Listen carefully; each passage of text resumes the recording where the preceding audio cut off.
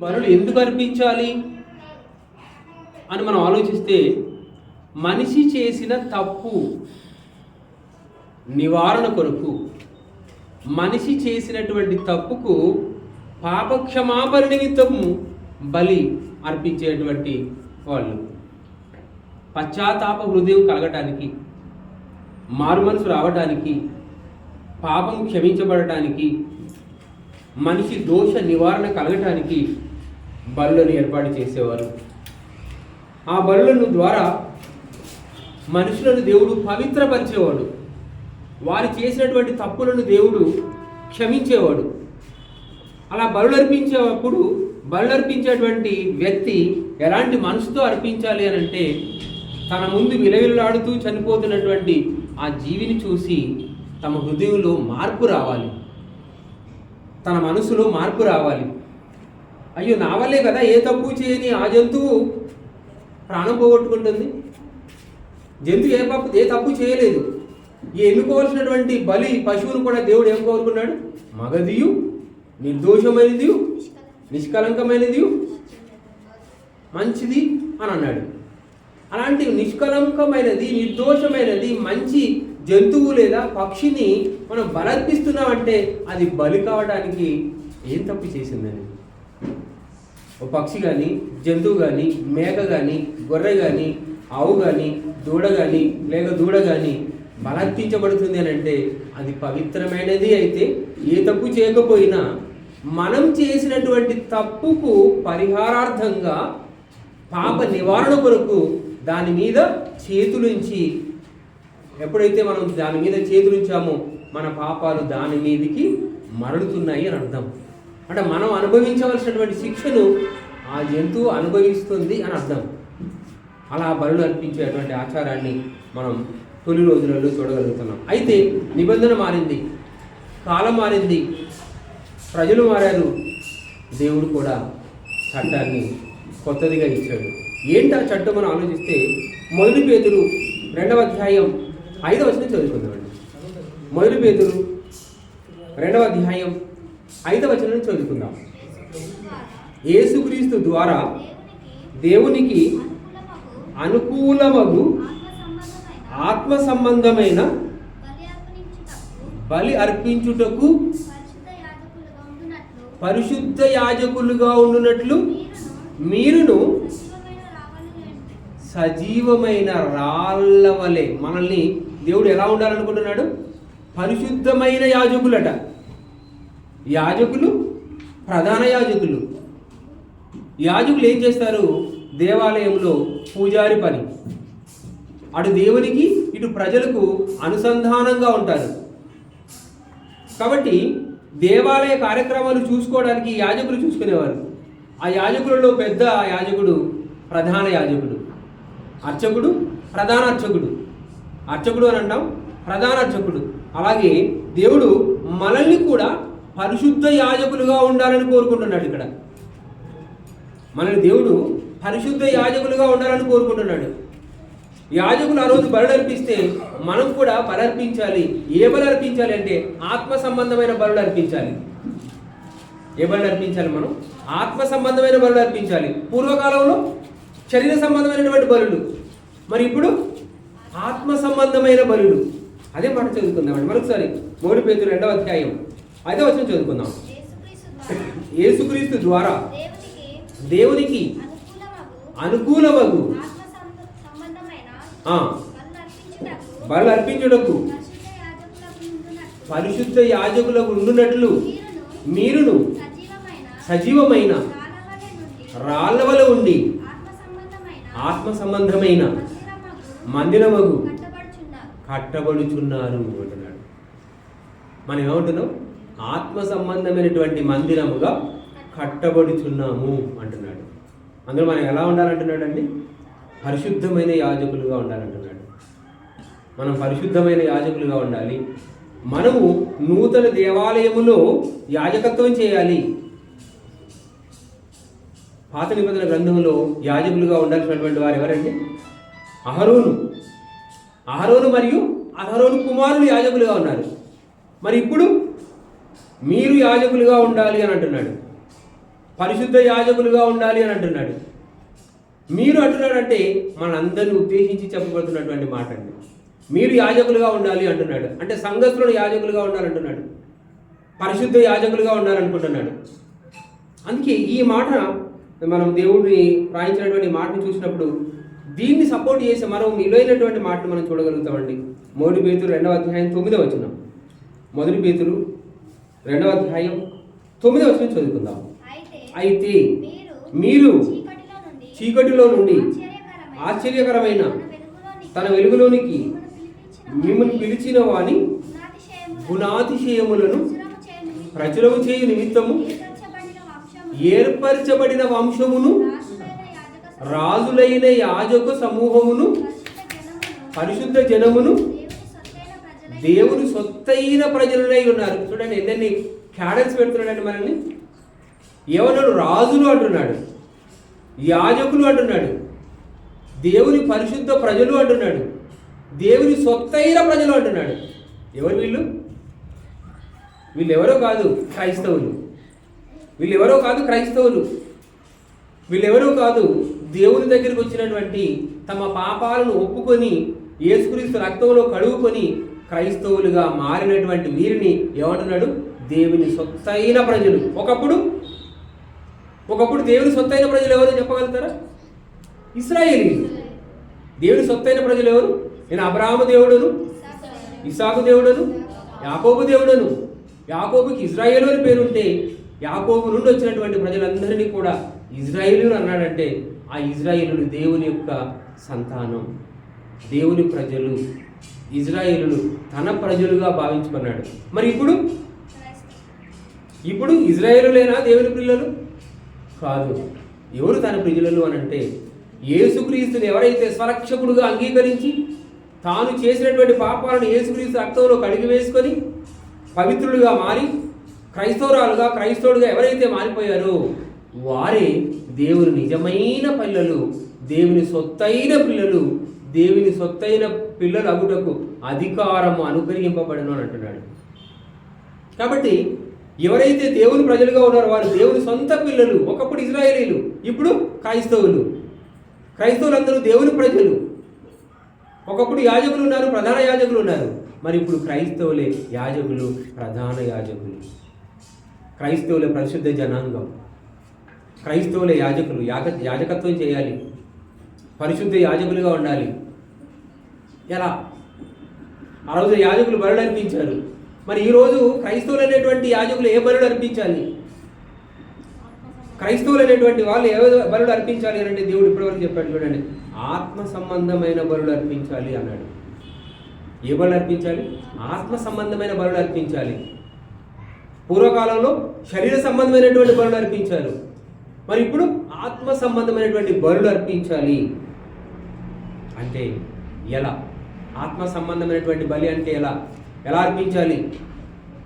శరీర సంబంధమైనటువంటి బలులు కాదు, ఆత్మ సంబంధమైనటువంటి బలులు అని అంటే ఎలా అర్పించాలి ఒక ఆత్మని దేవునికి అని అంటే బైబిల్లో చూద్దామంటే ఒక మంచి మనసు ఉంది, మంచి మాట ఉంది దేవునిలో. దేవుడు రాయించినటువంటి మంచి మాట. కీర్తన గ్రంథం 51వ అధ్యాయం 17వ వచనం చదువుకుందాం. కీర్తన గ్రంథం 51వ అధ్యాయం 17వ వచనం చదువుకుందాం. దేవుడు రాయించినటువంటి అద్భుతమైనటువంటి మాటలు. కీర్తన గ్రంథం 51వ అధ్యాయం 17వ వచనం చదువుకుందాం. విరిగిన మనసే దేవునికి ఇష్టమైన బలులు. ఇప్పుడు ఏమన్నాడు? ఆత్మ సంబంధమైన బలులు అని అన్నాడు. మరి ఇక్కడ దేవుడు ఏమని చెప్తున్నాడు? ఏంటి ఆ బలి? ఎలా ఉండాలి? ఎలాంటి బలి అని అంటే దేవుడు రాయించినటువంటి మంచి మాట అదే అండి. కీర్తనలు 51:17లో ఏమని చదువుకుంటున్నాం? విరిగిన మనస్సే దేవునికి ఇష్టమైన బలి. విరిగిన మనస్సే దేవునికి ఇష్టమైన బలి. మన ఇంటికి బంధువులు వచ్చారనుకోండి, చకచక ఏం చేస్తాం? ఇంటికి బంధువులు వస్తే వెంటనే ఏం చేస్తామండి? వాళ్ళకి నీళ్ళు ఇస్తాం. తర్వాత ఉండండి టీ పెడతామంటాం. స్టవ్ వెలిగించి నీళ్ళు పోసి పాలు పోస్తాం. వేడి చేసిన తర్వాత పాలు పగిలిపోయాయి అనుకోండి, టీ అవుతుందా? పగిలిపోయిన పాలు తాగుతారా? పగిలిపోయిన అద్దంలో ముఖం చూసుకుంటారా? మరి విరిగిన మనస్సు అంటే అర్థం ఏంటి చెప్పండి? పగిలిపోయింది. మనసు పగిలిపోతుందా? మనసు విరిగిపోతుందా? మనసు నలిగిపోతుందా? విరిగిన మనస్సు. మన మనసు విరిగిపోతుందా? ఎస్. చూడండి ఏమంటున్నాడు, మరి పూర్తిగా చదువుకుందాం. 51వ అధ్యాయం కీర్తనలు 17వ వచనం. విరిగిన మనస్సే దేవునికి బలి అనడం కాదు, ఇష్టమైన బలి అంటున్నాడు. మీకు ఇష్టమైన వంటకం, మీకు ఇష్టమైన పానీయం, మీకు ఇష్టమైనటువంటి ఆహార రుచులు ఉంటాయి. దేవునికి ఇష్టమైన బలి ఏమంటున్నాడంటే విరిగిన మనస్సు అంటున్నాడు. విరిగిన మనస్సు అంటే ఎలా ఉంటుంది? విరిగిన మనస్సు, మనసు విరుగుతుందా? మనసు విరిగితే ఎలా ఉంటుంది? మన వాళ్ళు చెప్పేటువంటి మాట ఏంటో తెలుసా అండి? అద్దం పగిలితే అతుకదు, మనసు విరిగితే. ఒక్కసారి మనసులో గాయం వచ్చిందనుకోండి, క్రాక్ వచ్చిందనుకోండి, మనస్పర్ధలు వచ్చాయనుకోండి, మళ్ళీ కలిసి ఉండడం చాలా కష్టమట మన వాళ్ళు చెప్తున్నారు. కానీ దేవుడు ఏమని చెప్తున్నాడండి? భార్యాభర్తల మధ్యలో మనస్పర్ధలు వచ్చాయి, కలిసి ఉండరా? భక్తునికి దేవునికి మధ్యలో మనస్పర్ధలు వచ్చాయి, కలిసి ఉండరా? ఇజ్రాయెల్ ఎన్నిసార్లు తప్పు చేయలేదు? ఇజ్రాయెల్ ఎన్నిసార్లు ఏలం చేయలేదు? ఇజ్రాయెల్ ఎన్నిసార్లు దేవుని మనస్సును పొడవలేదు? దేవునికి ఎన్నిసార్లు బాధ పెట్టలేదు? అలా ఆయన మళ్ళీ దేవుడు ఇజ్రాయెల్ని చేర్చుకున్నాడా లేదా? మనసు అతికిపోయిందా లేదా? ఇక్కడ దేవుడు చెప్తున్న మాట ఏంటంటే విరిగిన మనస్సే ఆయనకు ఇష్టమైన బలి అంటున్నాడు. విరిగిన మనస్సు ఆయనకి ఇష్టమైన బలి అంటున్నాడు. ఎలాంటి మనస్సు, ఎలా విరిగింది అని మనం ఒకసారి ఆలోచిస్తే మీ అందరికీ బాగా తెలిసినటువంటి విషయం అండి. ప్రార్థన చేయడానికి మందిరానికి వెళ్ళారు. ఎవరెవరు వెళ్ళారు? ఇద్దరు వెళ్ళారు. ఒకరు సుంకరి, మరొకరు పరిచయుడు. ఇద్దరు వెళ్ళినప్పుడు ప్రార్థన చేస్తున్నారు. ఆ ప్రార్థన మనం అనేకసార్లు చూసాం. పరిచయుడు ఎలా ప్రార్థన చేస్తున్నాడు? గర్వంతో చేస్తున్నాడు. ప్రభువా, నేను ఈ సుంకరి వల్ల కాకుండా నేను దశమభాగం ఇస్తున్నాను, అంతేనా, ఉపవాసాలు ఉంటున్నాను, ఆరాధనకు వస్తున్నాను అని డంబంగా చెప్పుకుంటున్నాడు. ఆ ప్రార్థన అయిపోయిందండి. తర్వాత ఎవరు ప్రారంభించారు? సుంకరి. ఏంటి, మన ఛాతి కొట్టుకుంటూ ఒళ్ళు కొట్టుకుంటూ ఏం చేస్తున్నాడు చూడండి, ఆకాశం వైపు కనులెత్తి చూడడానికి కూడా ధైర్యం లేదు ప్రభువా అంటున్నాడు. అంటే ఇది చూడండి ఎంత తగ్గించుకుంటున్నాడు. ఆకాశం వైపు తలెత్తడం కూడా నాకు ధైర్యం చాలని మనసుతో ఉన్నాడండి. ఎవరు? సుంకరి. నేను పాపిని ప్రభు అని ఒప్పుకుంటున్నాడు సుంకరి. ఆయన మనసు ఎంత బాగుందో ఒకసారి ఆలోచించాలండి. ఈయన తనను తాను ఎలా తగ్గించుకుంటున్నాడు. ఆయన ఏమో హెచ్చించుకున్నాడు, ఇక్కడ ఈయన చేస్తున్నాడు, తగ్గించుకున్నాడు. తన మనస్సు ఎలా ఉందో దేవుడు చూస్తున్నాడు అండి. దేవుడు ఏం చూస్తాడో మనం అనేకసార్లు చదువుకున్నాం. పై రూపమును దేవుడు లక్ష్య పెట్టడు, నరుని వేషాన్ని దేవుడు చూడడు. మరి ఏం చూస్తాడు? మనస్సును చూస్తాడు. మీ మనసు ఎలా ఉంది? మీ మనసు ఎలా ఉంది? గర్వంగా ఉందా? మీ మనసు ఎలా ఉంది? డంబంగా ఉందా? మీ మనసు ఎలా ఉంది? దేవునికి చోటు ఉందా? మీ మనసు ఎలా ఉంది? దయనీయంగా ఉందా? దయాహృదయం ఉందా? మనసు ఎలా ఉందో చూస్తాడటండి. ఇక్కడ విరిగిన మనస్సు ఆయనకి ఇష్టమైనది అంటున్నాడు. నలిగిన మనస్సు, విరిగిన మనస్సు ఆయనకు నిజమైన బలి అని అంటున్నాడు. కాబట్టి ఇక్కడ మనం సుంకరి హృదయాన్ని చూస్తే చాలా విరిగిన మనసుగా మనం చూడగలుగుతున్నాం. అంటే తనను తాను తగ్గించుకుంటున్నాడు. దేవుని ముందు తనను తాను తగ్గించుకుంటున్నాడు. అవును, దేవుని ముందు మనం ఎప్పుడు తగ్గించి ఉండాలండి, తగ్గి ఉండాలి. యోహాను గారు చూస్తే ఎంత బాగా అనిపిస్తుంది. బాప్తిసం ఇచ్చే యోహాను గారు ఎంత మంచి వ్యక్తి అంటే, ఎంత మంచి మనస్సు. ఎందుకంటే అడుగుతున్నారండి, అవును నువ్వు క్రీస్తువా అని అడుగుతున్నారు. అప్పుడు యోహాను ఏమన్నాడు? వాళ్ళకి ఎలాగో తెలియదు కదా, అవును నేను క్రీస్తునే అని అంటే ఎంత గౌరవ మర్యాదలు పెరుగుతాయి కదా. కానీ నేను కాదు అని ఒప్పుకున్నాడు. అంత మాత్రమే కాదు, ఇంకెంత గొప్ప మాట అంటున్నాడండి. నేను క్రీస్తును కాదు, ఆయన చెప్పుల వారును విప్పుటకు కూడా నాకు యోగ్యత లేదు. ఆయన హెచ్చవలసి ఉంది, నేను తగ్గవలసి ఉంది. ఎంత మంచి అండి, మంచి మనసు. ఆలోచించండి. తగ్గడానికి ప్రాముఖ్యతలు ఇస్తున్నాడండి. తగ్గాలి అనుకుంటున్నాడు. యోహాను గొప్పగా దేవుడు చెప్పాడండి యోహాను గురించి. ఏమని చెప్పాడు? స్త్రీలు కరిన వారిలో యోహాను కంటే గొప్పవారు లేరు అని దేవుడు చెప్తున్నాడు. కానీ యోహాను ఏమనుకుంటున్నాడు? యేసుక్రీస్తు హెచ్చించబడాలి, నేనేమో తగ్గించబడాలి అని అనుకుంటున్నాడు. స్త్రీల కరిన వారిలో యోహాను కంటే గొప్పవారు ఎవరు లేరని దేవుడు చెప్తున్నాడు. యోహాను గొప్పవాడు అని చెప్తున్నాడు. కానీ యోహాను నేను గొప్పవాణి అని చెప్పుకోవడం లేదండి. ప్రభు మార్గం సరళము చేయుటకు పంపబడిన దూతను అని చెప్పుకుంటున్నాడు. యోహాను శిష్యులు కూడా కొద్ది రోజులకి యోహాను శిష్యులు కూడా యేసుక్రీస్తు శిష్యులుగా మారిపోతారు. యోహాను శిష్యులు యేసుక్రీస్తు శిష్యులుగా మారిపోయినప్పుడు యోహాను బాధపడ్డా? బాధపడలేదు. ఎందుకంటే ఆయన హెచ్చవలసి ఉంది, నేను తగ్గవలసి ఉంది అన్నాడు. గొప్ప మనసు. తనను తాను తగ్గించుకున్నవాడు హెచ్చించబడతాడు అని దేవుడు చెప్తున్నాడు. కాబట్టి దేవునికి నిజమైన బలి ఏంటంటే విరిగిన మనస్సు. తప్పు చేసినప్పుడు మన మనసు బాధపడింది అనుకోండి, పశ్చాత్తాప హృదయం ఉందనుకోండి, అయ్యో నేను తప్పు చేశాను, తెలియక తప్పు చేశాను, పొరపాటైపోయిందని దేవుని ముందు మోకాలేసి ప్రార్థన చేశామనుకోండి, అలాంటి ప్రార్థన దేవుడు వింటాడు. కాబట్టి దేవుడు చెప్తున్న మనకు అద్భుతమైనటువంటి ఒక సందర్భాన్ని చదువుకుందామండి. కీర్తన గ్రంథం 34వ అధ్యాయం 18వ వచనం. కీర్తన గ్రంథం 34వ అధ్యాయం 18వ వచనంలో దేవుడు రాయించిన ఒక అద్భుతమైనటువంటి సందర్భాన్ని ధ్యానించుకుందాం. ఎవడున్నాడు? 34వ అధ్యాయము కీర్తనలు 18వ వచనం. విరిగిన హృదయం గల వారికి యెహోవా ఆసన్నుడు అంటున్నాడు. అంటే విరిగిన హృదయం గల వారికి యెహోవా ఆసన్నుడు అంటే విరిగిన హృదయం కలిగిన వారి దగ్గర దేవుడు ఉంటాడు అని అర్థం. విరిగి నలిగిన హృదయం కలిగినటువంటి మనుషుల దగ్గర దేవుడు ఉంటాడు అని అర్థం. గర్వంతో ఉండకూడదు. ఒకవేళ గర్వంతో ఉంటే దేవుడు ఇష్టపడటండి. ఏ మనిషి అయినా దేని ద్వారానైనా గర్వపడితే దేవుడు గర్వాన్ని ఇష్టపడడు. అంతేకాదు గర్వాన్ని లేకుండా చేస్తాడు. ఒకప్పుడు ఫరో గర్వంతో ఉన్నాడు, ఆ గర్వాన్ని తీసేశాడు. నెబుకద్నెజరు గర్వంతో ఉన్నాడు, ఏం చేశాడు? ఆ గర్వాన్ని తొలగించాడు. దేవుని ముందు ఎప్పుడూ కూడా మనం తగ్గి ఉండాలి, ఒదిగి ఉండాలి, విరిగిన మనస్సుతో ఉండాలి, విధేయతతో ఉండాలి, నమ్రతతో ఉండాలి. అందుకే దేవుడు ఏమన్నాడంటే విరిగిన మనస్సు కలిగినటువంటి దారి దగ్గరికి ఆయన ఆసన్నుడు అని అంటే దేవుడు వచ్చి చేస్తాడండి, దగ్గరికి వచ్చేస్తాడు. మంచి మనస్సుతో విరిగి నలిగిన హృదయంతో ఉంటే, నిష్కపటమైన మనస్సుతో ఉంటే, మన మనసు తగ్గి ఉంటే దేవుడు మన యొద్దకు వస్తానంటున్నాడు. ఆయన మనసు చూడండి, దేవుడు దగ్గరికి వస్తాడు, మన దగ్గరికి వస్తాడు. దేవుడు మన దగ్గరికి వచ్చేలా చేసుకోవాలండి. అందుకే అబ్రహాము దేవుని తన దగ్గరికి వచ్చేలా చేసుకున్నాడు. దేవునితో సన్నిహితంగా ఉన్నాడు, దేవునితో కలిసి ఉన్నాడు. అబ్రహాము దేవునికి ఉన్నటువంటి బంధాన్ని గురించి దేవుడే చెప్పాడు, నేను అబ్రహాము స్నేహితుడును అని అన్నాడు. స్నేహితులు ఇద్దరు కూడా ఎప్పుడు ఒకే దగ్గర ఉంటారండి. ఇతను వదిలి అతడు ఉండలేడు, అతన్ని వదిలి ఇతడు ఉండలేడు, ఆమెను వదిలి ఈమె ఉండలేదు, ఈమెను వదిలి ఆమె ఉండలేదు. స్నేహితులు అన్నప్పుడు ఇద్దరు కూడా ఒకే దగ్గర ఉంటారు. ఒకే రకమైన ఆలోచన ఉంటుంది, ఒకే అభిరుచులు, ఒకే కోరికలు, ఒకే విధంగా ఉంటారు. అంటే అబ్రహాం అభిరుచి దేవుని అభిరుచితో పోల్చబడిందండి, సరితూగింది అని అర్థం. అబ్రహాం ఎలాంటి మనసు ఉన్నాడో దేవుడు ఎలాంటి మనసు కలిగి ఉన్నాడో అబ్రహాం కూడా అలాంటి మనసు ఉన్నది.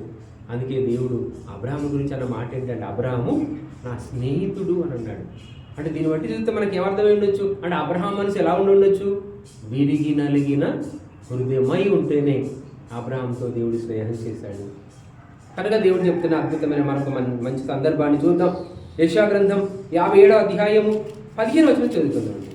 యెషయా గ్రంథము 57వ అధ్యాయము 15వ వచనం చదువుకుందాం. యెషయా గ్రంథం 57వ అధ్యాయం 15వ వచనం. మహాగణుడును మహోన్నతుడును పరిశుద్ధుడును నిత్య నివాసియునైన వాడు. ఏమేమి ఉన్నాయండి? దేవుడికి ఉన్న టైటిల్స్ ఏంటి చూడండి.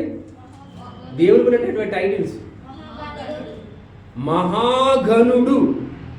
గణుడు అన్నాడా? మహాగణుడు అన్నాడా? గనులకే గణుడు. మన ఇక్కడ లోకం మీద అతడు చాలా ఘనమైన వాడండి అని అనుకుంటా, కానీ దేవుడు మహాగణుడు. ఈ విశ్వంలో మహాగణుడు ఉన్నాడంటే ఎవరైనా దేవుడే. దేవుని గురించి ఏమని రాయబడింది? ఆయన మహాగణుడు. దేవునితో సరిపోల్చగలిగినటువంటి వారు ఎవరు లేరండి. దేవుడు చాలా గొప్పవాడు, ఘనత వహించిన వాడు, మహాగణుడు అని అంటున్నాడు. దేవుని గురించి రాయబడినటువంటి మాట ఏంటి? ఆయన మహాగణుడు. నెక్స్ట్ ఉన్నతుడు, మహోన్నతుడు. ఉన్నతుడు అంటే ఎత్తైనటువంటి వాడు అని అర్థం. మనకు తెలుసు హిమాలయ పర్వతాలు ఎత్తైన పర్వతాలని. వాళ్ళ కీర్తి గురించి చెప్తున్నాం. అతను ఎత్తైనటువంటి, అతని కీర్తి ఉన్నతమైనది అని చెప్పుకుంటాం. కానీ దేవుడు ఎలాంటి వాడటండి? మహోన్నతుడు. ఉన్నతులకే ఉన్నతుడు, మహోన్నతుడు అని అన్నమాట. గొప్పవాళ్ళు ఉన్నారంటే అంతకంటే గొప్పవాడి దేవుడు. ఉన్నత స్థానంలో ఉన్నటువంటి వాళ్ళు ఉన్నారు అని అంటే అంతకంటే ఉన్నత స్థానంలో ఉన్నటువంటి వాడే మహోన్నతుడు దేవుడు. ఇది ఎవరికి సరిపోతుందంటే కేవలం దేవునికేనండి. దేవునితో సరిపోల్చగలిగినటువంటి వారు ఎవరు లేరు. మహాగణుడు, మహోన్నతుడు, పరిశుద్ధుడును. దేవుడే పరిశుద్ధుడండి. ప్రపంచంలో దేవుడే పరిశుద్ధుడు. ఏ తప్పు చేయనివాడు, ఏ నేరము చేయనివాడు, ఏ దోషము చేయనివాడు. ఆయన పరిశుద్ధుడు. అందుకే చెప్పుకుంటాడు ఎప్పుడు, నేను పరిశుద్ధుడను కనుక మీరు పరిశుద్ధులై ఉండాలంటాడు. ఎందుకంటే నేను పరిశుద్ధుడను, నా పిల్లలైన మీరు పరిశుద్ధులుగా ఉండాలని చెప్పుకుంటాడండి. ఆయన గొప్ప గొప్ప దేవుడు అండి. ఆయన పరిశుద్ధుడు. మనం ఎలా పరిశుద్ధులం? తప్పు చేసి తప్పు కడుక్కొని పరిశుద్ధం అయ్యాం. కానీ దేవుడు తప్పు చేసి పరిశుద్ధుడు కాదు, తప్పు చేయని పరిశుద్ధుడు. యేసుక్రీస్తు నిత్య పరిశుద్ధుడు. అందుకే దేవుడి సమూహంలో ఎవరుంటారు? దేవదూతలు ఉంటారా లేదా? పాటలు పాడుతున్నారా లేదా? ఎవరు పాటలు పాడుతున్నారు? పరిశుద్ధుడు, పరిశుద్ధుడు, పరిశుద్ధుడు. పాట పల్లవి పరిశుద్ధుడు, మొదటి చరణం పరిశుద్ధుడు, మరో చరణం పరిశుద్ధుడు. ఎన్నిసార్లు అండి పరిశుద్ధుడు అని? ఎవరు పాట పాడుతున్నారు? పరిశుద్ధుడు, పరిశుద్ధుడు, పరిశుద్ధుడు. దేవుడు పరిశుద్ధుడు. అందుకే ఎవరు చెప్పబడింది? మహాగణుడు, మహోన్నతుడు, పరిశుద్ధుడు, నిత్య నివాసి అన్నాడండి. నిత్య నివాసి, నిత్యము ఉండువాడు దేవుడే. మనం కొంతకాలం ఉంటాం, అంతకాలం ఉందాం, కొంతకాలం ఉంటాం. ఇంతలో కనబడి అంతలోనే మాయమైపోయే ఆవిరి వంటి వాళ్ళం మనం. కానీ దేవుడు నిత్య నివాసి. మోషే అన్నాడు, ప్రభు మీ గురించి నేను ఏమని చెప్పాలి ఇజ్రాయేల్కి? వాళ్ళు నమ్మాలంటే వాళ్ళ గురించి నేను ఏమని చెప్పాలి మీ గురించి అని చెప్పినప్పుడు ఏమని చెప్పుకున్నాడండి? నేను ఉండువాడను. I am living god. నేను ఉండువాడను, నివాసం ఉండువాడను, నిత్యము ఉండువాడను, నిత్య నివాసి. ఎప్పుడు ఉంటాడండి దేవుడు. కానీ మనుషులు కనపడతారు, మాయమైపోతారు. కొంతకాలం ఉంటారు, తర్వాత మాయమైపోతారు. మనుషులు భూమిలో ఎంతమంది అంటే ఎంతకాలం ఉంటారు చెప్పండి? ఒకప్పుడు చూసినాం ఈ రోడ్లన్నీ కూడా. ఒకప్పుడు చూసినప్పుడు రోడ్లు మీకు తెలుసో తెలియదు, చూసినప్పుడు చిన్న రోడ్లు. ఇప్పుడు చూస్తే అప్పుడు ఎంత పెద్ద రోడ్లకి ఇరువైపులా పెద్ద పెద్ద చెట్లు ఉన్నాయి తెలుసా మీకు? ఈ హైవే రోడ్డుకి ఇరువైపులా పెద్ద పెద్ద చెట్లు ఉండేటువంటి, వేప చెట్లు కానీ, మర్రి చెట్లు కానీ, తర్వాత ఇంకా చాలా చాలా రకాలైనటువంటి చెట్లు ఉండేటువంటి. ఆ చెట్లు ఇలా రోడ్డుకి పరుచుకొని ఉంటే మంచి పందిరేసినట్టు ఉండేదండి. ఎంత ఎండాకాలమైనా కూడా నీడలో వెళ్ళిపోయేవాళ్ళం అండి. పెద్ద పెద్ద కాండంతో ఉండేటువంటి చెట్లు ఉండేటువంటి. కానీ ఏమైపోయాయి? మరిగిపోయి తీసేశారు. లేవు ఇప్పుడు. ఒకప్పుడు కనపడ్డాయి, ఇప్పుడు లేవు. మన పిల్లలు అవి చూడలేదు, మనం చూసాం. మన పిల్లలకు తెలియదండి అది. ఎంత పెద్ద కాండంతో ఉన్నటువంటి చెట్లు ఎంత పెద్దగా ఉంటాయి. పళ్ళు ఉన్నాయి చూడండి, నేరేడు పళ్ళు ఉన్నాయి. అక్కడికి వెళ్ళిపోతే వాళ్ళు ఎన్ని పళ్ళు అంటే అన్ని, మామిడి పళ్ళు, నేరేడు పళ్ళు. కానీ ఇప్పుడు ఏమైపోతుంది? కనపడటం లేదు. కొన్ని పక్షులు ఒకప్పుడు ఉన్నాయి, ఇప్పుడు మరుగున పడిపోయాయి. కొన్ని జంతువులు ఒకప్పుడు ఉన్నాయి, ఇప్పుడు కంటికి కనపడటం లేదు, మరుగున పడి ఉన్నాయి. అలాగే మనుషులు కూడా కొంతమంది కనపడుతున్నారు, కొంతమంది ఏమైపోతున్నారు? కనపడకుండా పోతున్నారు. కానీ దేవుడు నిత్య నివాసి. అయితే విషయం ఏంటి చూద్దాం. ఇలాగ సెలవిచ్చుచున్నాడు. ఇలా చెప్తున్నాడు ఆ దేవుడు. ఇలా చెప్తున్నాడు ఏమని? నేను మహోన్నతమైన పరిశుద్ధ స్థలములలో నివసించువాడను. అయినను అంటే చూడండి, అయినను నేను గొప్ప మహల్లో ఉంటాను, ఉన్నత స్థలంలో ఉంటాను. అయినను ఏమంటున్నాడు? వినయము గల వారి ప్రాణమును ఏమంటున్నాడు? వినయము గల ప్రాణములను జీవింపజేయుటకును, నలిగిన వారి ప్రాణమును జీవింపజేయుటకును, వినయము గల వారి యొద్దను, దీన మనసు గల వారి యొద్దను. ఎంత మాట అండి! ఆయన నివాస స్థలం ఎక్కడ? ఉన్నతమైన స్థలం అండి. ఆయన నివాస స్థలం ఎక్కడ? ఉన్నతమైన స్థలం. అని ఉండే చోటు ఎక్కడ? పరిశుద్ధ లోకం, పవిత్ర లోకం, పరలోకం. పరలోకంలో ఉండే ప్రభువు, ఉన్నత స్థానంలో ఉండేటువంటి ప్రభువు ఎక్కడ ఉండడానికి ఇష్టపడుతున్నాడు? విరిగి నలిగిన వినయము గల దీనత్వము గల మనుషులతో ఉండటానికి ఇష్టపడుతున్నాడు. ఇంత మంచి దేవుడు ఎలా ఉండాలంటే ఎక్కడ ఉంటాడట? విరిగిన మనస్సు, నలిగిన హృదయం, వినయము గల హృదయం. ఏమంటున్నాడు? దీన మనస్సు. గొప్ప దేవుడు. ఇలాంటి దీన మనస్సు ఎవరి యొద్ద ఇది ఉంటుందో నేను వారి యొద్ద నివాసము చేయుతాను అని అంటున్నాడు. అంటే దేవుడికి ఎవరి ఇష్టం అంటే, దీంతో మనకి ఏమర్థమవుతుంది? దేవుడికి ఎవరి ఇష్టం అని అంటే, దీన మనస్సు కలిగిన వారు ఇష్టం, నలిగిన వారు ఇష్టం, విరిగిన మనస్సు ఇష్టం, తనను తాను తగ్గించుకునే వాళ్ళు ఇష్టం, వినయం కలిగిన వాళ్ళు ఇష్టం. దేవునికి ఎవరి ఇష్టమో దేవుడు చెప్తున్నాడు. వారి యొద్ద నేను నివాసం చేయదును అని అంటున్నాడు. ఈ మాటను బట్టి మన దేవుడు మన దగ్గర నివాసం చేయాలంటే మనం ఎలా ఉండాలి? విరిగిన మనస్సుతో ఉండాలి, దీనత్వంతో ఉండాలి, వినయం కలిగి ఉండాలి. చూడండి, నలిగిన హృదయంతో ఉండాలి. ఇలా ఉంటాము. నా సంగతి తెలియదు నీకు అంటాం అంతే. తేడా వస్తే నా గురించి నీకు తెలియదు అంటాం అంతే. అంతేనా? లోకంలో తగ్గించుకునే వాళ్ళ మనసు ఉంటారండి. కానీ దేవుడు కోరుకుంటాడు ఏంటంటే దీన మనస్సు. మనం దేవుడు చెప్పే గొప్ప మాట ఏంటో తెలుసా? ఎవరైతే దీన మనస్సుతో దేవుని బలమైన చేతి క్రింద దీన మనస్సుతో ఉంటాడో, తగ్గి ఉంటాడో, అలాంటి వాళ్ళని దేవుడు ఉన్నతులుగా తీస్తానంటాడండి. దీన మనస్సుతో, నలిగిన హృదయంతో దేవుని బలమైన చేతి క్రింద దీన మనస్సు కలిగిన వారుగా ఉంటే తగిన సమయమందు దేవుడు హెచ్చిస్తాడు. హెచ్చించాలని మాత్రం ఎప్పుడు కోరుకోకూడదండి. మనం ఎప్పుడు కోరుకోకూడదు. కానీ దేవుడు కోరుకున్నటువంటి విషయం ఏంటంటే ఎవరైతే దీనులుగా ఉంటారో, ఎవరైతే విరిగి నలిగిన హృదయం కలిగి ఉంటారో, ఎవరైతే వినయం కలిగి ఉంటారో వారి యొక్క దేవుడు వచ్చి నివాసం చేస్తూ అంటున్నాడు. ఎంత మంచి మాట అండి. అలాంటి మనసు మనకు ఉండాలి అని దేవుడు కోరుకుంటున్నాడు. అలాంటి మనసు మనకు ఉండాలి అని దేవుడు కోరుకుంటున్నాడు. యెషయా గ్రంథం 62వ అధ్యాయం 2వ వచనం చదువుకుందాం. యెషయా గ్రంథం 66వ అధ్యాయం, యెషయా గ్రంథం 66వ అధ్యాయం 2వ వచనం చదువుకుందాం. అవన్నీ నా హస్తకృత్యములు, అవి నా వలన కలిగినవని యెహోవా సెలవిచ్చుచున్నాడు. మరొకసారి ఆలోచించండి. ఎవడు దీనుడై నలిగిన హృదయం గలవాడై నా మాట విని వణుకుచుండునో వానినే నేను దృష్టించుచున్నాను. దేవుని చూపులు ఎవరి మీద ఉంటాయంటండి?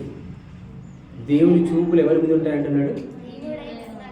ఎవరైతే దీనుడై నలిగిన హృదయం కలిగి నా మాట విని గజగజలాడిపోతాడు. దేవుడు అంటే ఎలా ఉండాలంటే భయం ఉండాలి. దేవుడు అంటే భయం ఉండాలండి, వణుకుండాలి. దేవుడు అంటే దురదృష్టవశాత్తు ఎవరికైనా భయపడతారేమో కానీ భయపడిందంటూ దేవుడే. అవసరమైతే బూచికైనా భయపడతారేమో కానీ దేవుడికి మాత్రం భయపడదు. అంతేనా? కానీ దేవుడు ఏమంటున్నాడు చూడండి. దేవుడు ఎంత మంచి మాటలు మాట్లాడుతున్నాడు. దీనుడై నలిగిన హృదయం కలిగి నా మాటలు విని నా దగ్గర ఎవరైతే వణుకుతూ ఉంటారో, నా మాటలు వింటారో వారిని నేను దృష్టిస్తాను. అంత మంచి మాట అండి. దేవుని చూపులు మన మీద పడాలి అంటే, దేవుని ప్రసన్నత మనతో ఉండాలి అంటే, దేవుని సహవాసం మన మీద మనతో ఉండాలి అని అంటే, మనం దేవుని వద్దకు వస్తున్నాం, ఆయన సహవాసంలోకి వస్తున్నాం. దేవుడే మన దగ్గరికి దిగి రావాలి అని అంటే, దేవుణ్ణే మనం దించాలి అని అంటే, దేవుడే మన యొద్దకు దిగి రావాలంటే వస్తాడా అంటే వస్తాడు. ఎప్పుడు వస్తాడు? నలిగిన హృదయం, విరిగిన మనస్సు, దీన మనస్సు, వినయ మనస్సు, తగ్గే హృదయం. కానీ లోకం అలా ఉంటుందండి. తగ్గడానికి ఇష్టపడుతున్నారా? అంటే ఎట్టి పరిస్థితుల్లో అసలు తగ్గడానికి ఇష్టపడే వాళ్ళు లేరండి. నేను ఎందుకు తగ్గాలి అనేవాళ్ళు ఏమంటారు? నేను ఎందుకు తగ్గాలి, అనేవాళ్ళు ఉన్నారు తప్ప నేను తగ్గుతాను అనేవాళ్ళు ఉన్నారండి ఎవరైనా? లేరు. కానీ దేవుడు కోరుకున్నటువంటి మంచి క్యారెక్టర్ ఏంటంటే వినయము, విధేయత, తగ్గింపు స్వభావం, మంచి మనస్సు, విరిగి నలిగిన హృదయం, దీనత్వం, వినయం, దేవుని పట్ల భయభక్తులు కలిగి ఉండి వణుకితే దేవుడు వారిని దృష్టిస్తానంటున్నాడు. కానీ మన వాళ్ళు వణుకుతారా? వణకడం కాదు, వణికినట్టు నటిస్తారు అంతే. భయపడతారా? భయం ఉన్నట్టు నటిస్తారు అంతే. విధేయత ఉంటుందా? ఉన్నట్టు నటిస్తారు అంతే. కానీ యథార్థంగా దేవుని పట్ల ఎవరైతే భయభక్తులు కలిగి ఉంటారో వాళ్ళని దేవుడు దృష్టిస్తాడు. వాళ్ళ యొద్దకు వచ్చి దేవుడు నివాసం ఉంటా అంటున్నాడండి. అందుకే యాకోబు రాసిన పత్రిక 4వ అధ్యాయం 6వ వచనం చదువుకుందాం. యాకోబు రాసిన పత్రిక 4వ అధ్యాయం 6వ వచనం చదువుకుందాం. అందుచేత దేవుడు అహంకారులను ఎదురించి దీనులకు కృప అనుగ్రహించును. అహంకారులను దేవుడు ఏం చేస్తాడంటే ఎదురిస్తాడు. అహంకారులను దేవుడు ఎదురిస్తాడు, దీనులకు తన కృప అనుగ్రహిస్తాడు. దీనులను దేవుడు ఇష్టపడతాడండి. అహంకారులను దేవుడు ఎదిరిస్తాడు. అహంకార హృదయం కలిగినటువంటి వారిని, అహంకార మనసు కలిగినటువంటి వారిని దేవుడు ఎదిరిస్తాడు. దీన హృదయం కలిగినటువంటి వారికి దేవుడు కృప అనుగ్రహిస్తాడు. ఈ విషయాలన్నీ మనం ఎందుకు చెప్పుకుంటున్నాం? విరిగిన మనసు కానీ, దీన హృదయం కానీ, వణుకుతో దేవుని యొద్దకు వచ్చేవాళ్ళని అంటే అదే నిజమైన బలి. దేవుడు కోరుకునే బలి దేవుడు కోరుకునే బలి గురించి చెప్తున్నాడు. విరిగిన హృదయం కలిగిన వారే దేవునికి నిజమైన బలి, ఇష్టమైన బలి అంటున్నాడు. కాబట్టి దేవుని పట్ల ఎవరైతే దీనత్వం కలిగి ఉంటారో, ఎవరైతే హృదయం తగ్గి ఉంటారో, దీన మనసు కలిగి ఉంటారో, వినయంతో ఉంటారో, దేవుడు అంటే భయభక్తులు కలిగి ఉంటారు, ఎవరైతే వణుకుతో ఉంటారో అలాంటి వారిని దేవుడు దృష్టిస్తాడు. అలాంటి వారే దేవునికి ఇష్టమైన బలిగా దేవుడు భావిస్తున్నాడు. దేవుని యొక్క ఎలా ఉండాలి? మనం దీన హృదయంతో ఉండాలి అని కోరుకుంటున్నాడు. అలాగే మరి బలుల గురించి మనం ఆలోచిస్తున్నప్పుడు భౌతిక బలుల గురించి పూర్వకాలంలో చూసాం, బిఫోర్ క్రైస్ట్, ప్రాచీన కాలంలో చూసాం. కానీ క్రీస్తు తర్వాత నిజమైనటువంటి బలి అంటే ఆత్మ సంబంధమైనటువంటి బలులు. ఈ ఆత్మ సంబంధమైనటువంటి బలులు ఎలా ఉండాలి అనడానికి దేవుడు రాయించిన ఒక అద్భుతమైనటువంటి మాట చదువుకుందామండి. రోమిల రాష్ట్ర పత్రిక 15వ అధ్యాయం 15వ వచనం.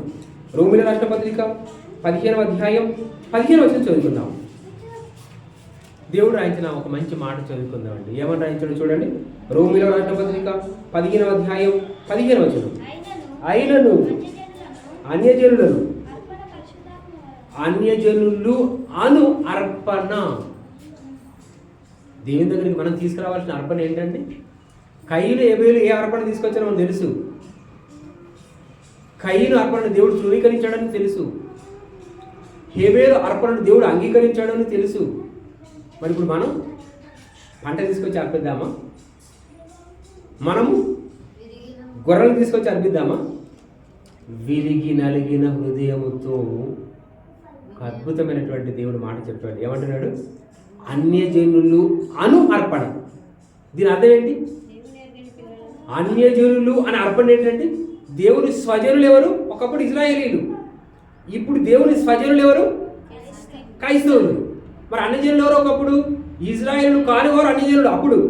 మరి ఇప్పుడు అన్యజనులు ఎవరు? క్రైస్తవులు కానివారు అన్యజనులు. మరి అన్యజనుల అర్పణ దేవుడు కోరుకుంటున్నాడు అని అంటే ఎవరి అర్పణ అని మనం ఆలోచిస్తే దేవుని ఎరగని వారు, వాక్యం ఎరగని వారు, దేవుని తెలుసుకుని వారు అన్యులైతే ఆ అన్యులని దేవుని యొద్దకు తీసుకురావాలి. అన్యులు ఏం చేయాలి? దేవుని యొద్దకు నడిపించాలి. అర్పణ అంటున్నాడు. అర్పణ అంటే దేవునికి అర్పించడం. ఒకప్పుడు మనం అందరం ఏమైపోయామండి? బాప్తిస్మానికి ముందు మనం దేవుని దగ్గరికి వచ్చి ఏమైపోయాం? అర్పణ అయిపోయాం. ఎలా? మీరు ఒకడు కొత్తగా జన్మిస్తేనే కానీ అన్నాడు. కొత్తగా జన్మించడం అంటే అర్థం ఏంటి? చనిపోవాలా వద్దా? కొత్తగా జన్మించడం అంటే అర్థం ఏంటిది? మనము చనిపోవాలి. పాతి పెట్టబడడం అంటే అర్థం ఏంటి? బాప్తిస్మలో అర్థం ఏంటి? పాతి పెట్టబడడం అంటే అర్థం ఏంటి? చావాలి. ఎలా? భౌతిక చావు కాదు, ఆత్మీయ అర్పణలు అనుకుంటున్నాం. అంటే మన మనస్సు చావాలి. ఎలా? చెడు పనులు చేసే ఆ స్వభావం చావాలి, అపరాధం చేసే మనసు చావాలి, దుష్టత్వం చేసే మనసు చావాలి, చెడు అలవాట్లు చావాలి. అంటే మన పాత జీవితాన్ని చంపుకోవాలి, నూతన శిశువుగా కొత్తగా జన్మించాలి. మనం ఏమైపోయాలి? అర్పణైపోయామండి. యేసుక్రీస్తు మన కొరకు బలైపోయాడు గొల్గొతా కొండ మీద. యేసుక్రీస్తు మన కొరకు బలైపోయాడు. అందుకే యేసుక్రీస్తు దేవుడు ఏమన్నాడు? ఇదిగో లోక పాపములను మోసుకొని పోచున్న దేవుని గొర్రెపిల్ల అన్నాడు. ఆ యేసుక్రీస్తు రక్తంలో మన పాపాలను కడిగి వేసుకొని ఆ యేసుక్రీస్తు సంరక్షకుడుగా అంగీకరించి యేసు ప్రభు అని మన నోటితో ఒప్పుకొని నేను పాపిని, ప్రధాన పాపిని అన్నాడా లేదా? ఎవరు? పౌలు అన్నాడా? ఒప్పుకున్నాడా లేదండి? ఒప్పుకున్నాడు. దేవుని చేత పట్టబడ్డప్పుడు ఆయన ఏమైపోయాడు?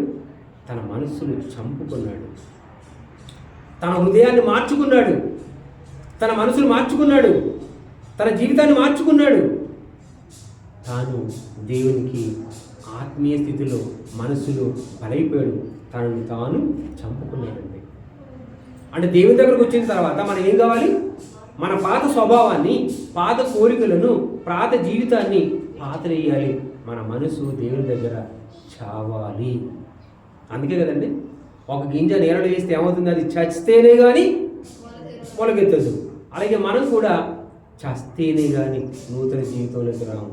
ఒకవేళ ఇంకా చావకుండా ఉన్నామా? క్రైస్తవులమని చెప్పుకొని ఇంకా చావకుండా ఉన్నామా? అలాగే దురలవాట్లతో, దురాలోచనలతో, దుర్గుణంతో ఒకవేళ క్రైస్తవుడని చెప్పుకొని ఉంటే ఇంకా నువ్వు చావలేదు అని అర్థం, ఇంకా నువ్వు బలి కావడలేదు అని అర్థం. భౌతిక బలి కాదు, నీ మనసులో దేవునికి బలి అర్పించబడలేదు. నువ్వు చాచి యేసుక్రీస్తు వలె తిరిగి లేచినటువంటి వాడి నిజమైన క్రైస్తవుడు. కాబట్టి ఇక్కడ అర్పణ అంటే అర్థం ఏంటంటే అన్యజనులని, దేవుని ఎరగని వారిని దేవుని వద్దకు తీసుకొచ్చి దేవుని మాటలు వినిపించి తన మనస్సులో మార్పు తీసుకొచ్చి దేవుని అంగీకరించేలా చేయడమే నిజమైన అర్పణ. నిజమైన అర్పణకు అర్థం ఏంటో తెలుసా? ఒక పాపి తను పాపిని అని తెలుసుకొని తన మనసు మార్చుకొని తను భౌతికంగా అలాగే ఉన్నా, జీవించే ఉన్నా, మనస్సులో తన ఆలోచనలో చనిపోయి కొత్త ఆలోచనలతో, కొత్త మనసుతో, కొత్త జీవితంతో వెలుగొందటమే నిజమైన అర్పణ. వాక్యాన్ని విని హృదయంలో మార్పు చెంది నూతన హృదయంతో, నూతన మనసుతో, పరిశుద్ధ జీవితంతో మళ్ళీ దేవుని దగ్గరికి వస్తే, దేవునిలో కొనసాగితే అదే నిజమైన అర్పణ. కాబట్టి ఇప్పుడు ఏమంటున్నాడు? అన్యజనులు అని అర్పణ అంటున్నాడు. అంటే అర్థం ఏంటండి? అన్యజనులను దేవుని వద్దకు తీసుకొచ్చి వారికి దేవుని వాక్యం వినిపించి వారి జీవితంలో మార్పు తీసుకొస్తే, దైవజనులుగా మారిస్తే, పరిశుద్ధ జనులుగా మారిస్తే వాళ్ళు దేవుని పిల్లలుగా మారుతారు. వాళ్ళే నిజమైనటువంటి అర్పణ. అలాగంటే మరి దేవుడు బలియో అర్పణయో దేవుడు కోరలేదు కానీ అనే మాట ఉంది. మరి బలి కోరతాడా? భౌతికమైన బలిని కోరడు, కానీ ఏ బలి కోరతాడు? మన మనస్సు చచ్చి పరిశుద్ధ మనసుతో బ్రతకటాన్ని దేవుడు కోరుకుంటాడు. ఒక మనిషి మారటాన్ని కోరుకుంటాడు. ఈరోజు గవర్నమెంట్ ఏం కోరుకుంటుందండి? ఒక చట్టాలు ఏం కోరుకుంటాయి? న్యాయ వ్యవస్థ ఏం కోరుకుంటుంది? ఒక దుష్ట హృదయం కలిగినటువంటి వాడు, ఒక క్రిమినల్ మారి జనజీవన స్రవంతిలో కలవాలని కోరుకుంటారు. ఒక ఖైదీలో జనజీవన స్రవంతిలో కలిసే చైతన్యం రావాలని కోరుకుంటారు. మంచి మనసు రావాలని కోరుకుంటారు. దురలవాట్లు పోవాలని కోరుకుంటారు. మంచి గుణం రావాలని కోరుకుంటారు. మానవత్వం రావాలని కోరుకుంటారు. అందుకే పనిష్మెంట్ ఇస్తాడు. శిక్షాకాలం ముగిసిన తర్వాత ఈ ఖైదీ మంచివాడని నిర్ధారించిన తర్వాత మళ్ళీ సమాజంలోకి వదులుతారు. అలాగే దేవుడు కోరుకునే కోరిక ఏంటంటే బలర్పించబడడం కాదు, ఒక మనిషి మనసులో మార్పు రావాలని దేవుడు కోరుకుంటున్నాడు. ఒక మనిషి మానవత్వంతో జీవించాలని కోరుకుంటున్నాడు. ఒక మనిషి మానవత్వంతో జీవించినటువంటి వాడు ఆ మానవత్వం అనంతరం దైవత్వంలోకి రావాలని దేవుడు కోరుకుంటున్నాడు. లోకమంతా కోరుకునేది ఏంటో తెలుసా అండి? మానవత్వం ఉండాలండి, మానవత్వం ఉండాలని కోరుకుంటున్నాడు. దేవి నమ్ముకున్న వాళ్ళు కోరుకునే కోరిక ఏంటో తెలుసా? అవును, మానవత్వం ఉండాలి.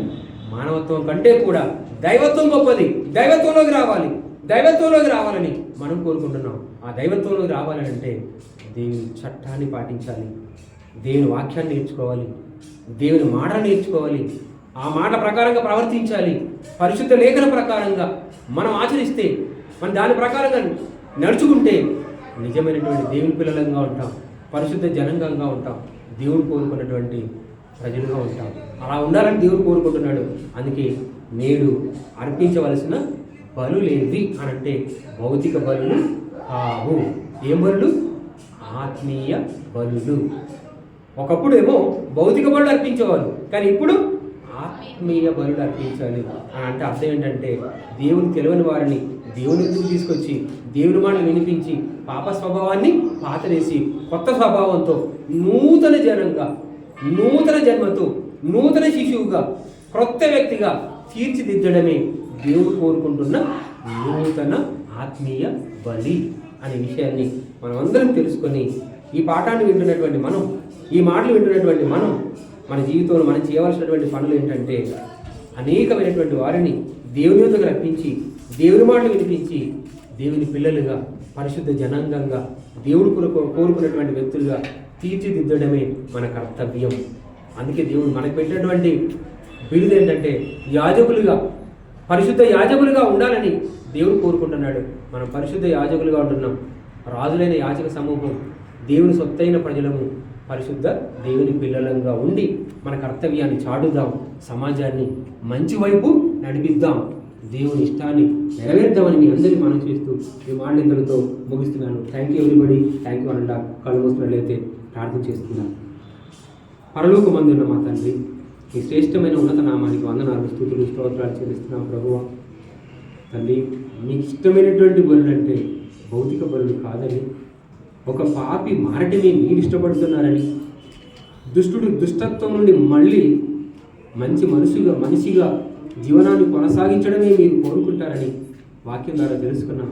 విరిగి నలిగిన హృదయం తండ్రి, వినయం కలిగిన మనసు తండ్రి, అలాంటి మనసు కావాలి అని మీరు కోరుకుంటున్న విషయాన్ని మేము తెలుసుకున్నాం. మేము కూడా అలాంటి మనసు కలిగినటువంటి వారిగా ఉండుటకు కృప చూపండి తండ్రి.